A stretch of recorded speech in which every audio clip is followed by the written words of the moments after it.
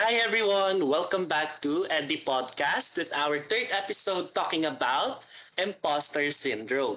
So ngayon, yung imposter syndrome is, tatry natin siyang i-relate with Eric Erickson's psychosocial stages of development. Pero before that, ano nga bang imposter syndrome? So, imposter syndrome is the persistent feeling that you're not as capable or competent as other people think you are, even when there's clear evidence that you are doing well. People who experience it often believe that their achievements happen because of luck, timing, or other external factors instead of their own skills and hard work. And they may also worry that one day others will discover that they're not as qualified as they seem. It's important to note that imposter syndrome is not considered a mental disorder or a medical diagnosis.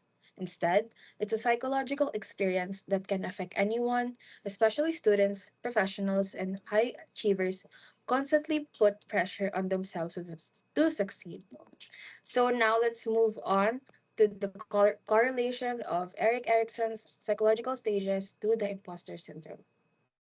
Ayan. So, paano nga ba natin i-relate ang imposter syndrome or how will we correlate this with Eric Erickson's psychosocial stages of development? So, i-highlight natin ang stage na role confusion versus identity, which is the stage 5, no?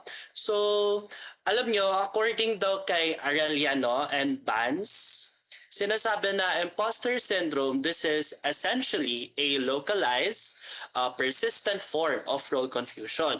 So kapag na-experience mo ang imposter syndrome, you have successfully adopted a role.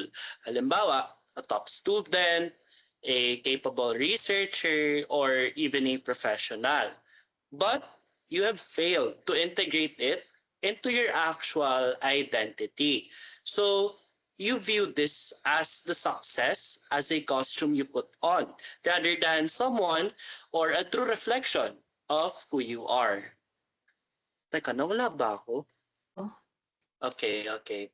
So, si Erickson, stinate niya na yung virtue to be gained sa stage 5, which is identity versus role confusion, is fidelity.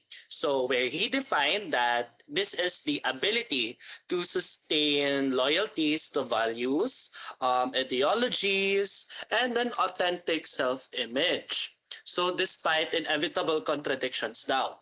So imposter syndrome, this represents a fracture in this fidelity. So instead of having faith in your own established capabilities, your self-image changes depending on the immediate external feedback that you get.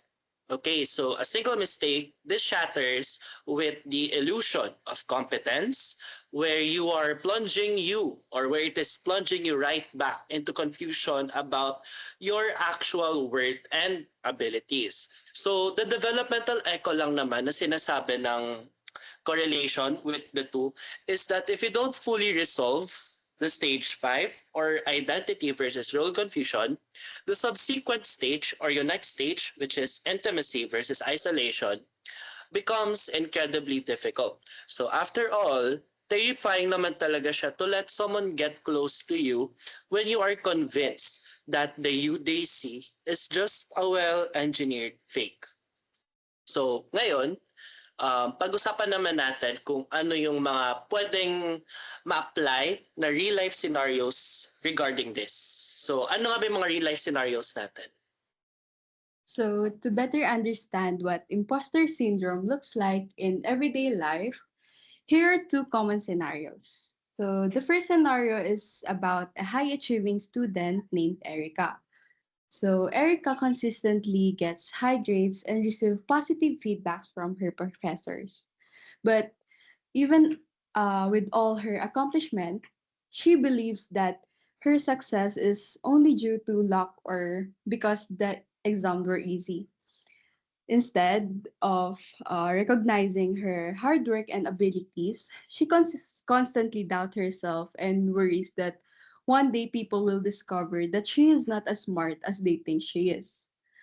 So this is a clear example of imposter syndrome because Erica cannot accept her achievement as a result of her own competence. competence. The second scenario is about a newly hired employee named Josh. After successfully passing several interviews, Josh is hired by a well known company. His supervisor praises his work, and his colleague trusts him with important responsibilities. However, Josh feels like he does not belong in the company. He believed that the company made the mistake in hiring him and fears that any small mistake will expose him as a fraud. Rather than acknowledging his qualifications and skills, he attributes his success to luck and good timing. This shows how imposter syndrome can affect someone even when they have already proven their abilities. This example demonstrates that imposter syndrome can affect both students and professionals, causing them to underestimate their achievements and struggles to recognize their true capabilities. With those examples in mind, let's talk now about something even more important: how we can manage and overcome imposter syndrome. Okay, so sorry. So now that we've discussed the meaning and some real life scenarios or examples of imposter syndrome, let us now talk about how we can cope up with this problem. And I'm sure a lot of people, especially college students like us, experience this kind of issue with all of the academic pressure and other life shenanigans that we go through every single day. And actually, I'm one of those people na nakaka-experience ng imposter syndrome. I think you guys or my college friends can attest to that kasi mas lumala siya ngayong college because I know to myself that I wasn't truly doing my best all throughout my first year yet I managed to pass. Pero it's one of my negative traits na gusto kong ma-improve. So what I usually do is I keep a personal journal and I try to write as much as possible in my journal to help me cope and manage my feelings and to somehow have a record that my academic achievements are actually real and it's the proof of my capabilities. And this might be weird to some people, but sometimes I look at my high school projects, my awards, research, essays, and practicals to remind myself that I am actually so capable of doing and achieving my goals. To remind myself that it's actually because of my skills and my hard work that I get to achieve all of those. And another thing that I'm also trying to do is to change my mindset into accepting that mistakes are a sign of growth and struggles are normal. Ako, I admit that I do have a bit of an ego. Mayabang ako and malit yung pasensya ko minsan. And I do not like making mistakes and I do not like admitting that I made a mistake. I'm not a perfectionist, but I just don't like it when things are not organized and don't go according to my plan. So, whenever I make a mistake, dinadoubt ko agad yung sarili ko and naiinis na agad ako. But I'm trying to remember that I do not know everything and I do not need to know everything instantly. That's why I'm in school to learn. And if I'm not making a mistake, then that means I'm not growing. You can always talk to your trusted people about it if you think that would make you feel better. But next time we feel like an imposter, try to view it as a sign of growth because it means you have stepped out of your comfort zone into a challenging area that forces you to stretch. The feeling doesn't mean that you're failing. It means na you're climbing. So, yeah. And now we move on to the ending part of our podcast, which is the summary. So, Lyra. So, for the summary, imposter syndrome is the feeling that you are not truly as capable as others think. Even when you have a proof of your success, people with it often believe their achievements are due to luck or timing rather than their own skills and effort, and they fear being found out.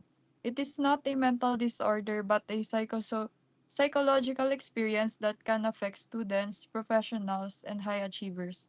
In relation to Eric Erickson's psychosocial stages, imposter syndrome connects to stage 5 identity versus role confusion. A person may already have a successful role, such as being a good student or professional, but still fail to fully accept it as a part of their identity. Instead of seeing success as a proof of their real abilities, they see it as something temporary and or underserved. This reflects a lack of fidelity, the virtue of stage 5, because their confidence in themselves depends too much on outside validation rather than a stable and authentic self-image. Ayan. So, mas nabigyan natin ng pansin yung imposter syndrome ngayon, no? Kasi recently, napapansin din natin na there really are students who go through phases like these, no? Especially according sa Eric Erikson psychosocial stages of development, we are currently at stage 5, which is identity versus role confusion, where tinatanong pa natin yung sarili natin kung ano ba talaga tayo, like what are we made for? Why are we here, 'di ba? Doon natin tinatanong kung ano ba yung magiging future natin, kung ano ba yung magiging outcome natin with all the decisions that we have been making. And for that, siguro pwede na nating i-conclude ang ating podcast episode for today, which is the Imposter Syndrome. So thank you very much, guys. Thank you so much sa pakikinig. And we hope that you guys have a great night ahead. Bye-bye!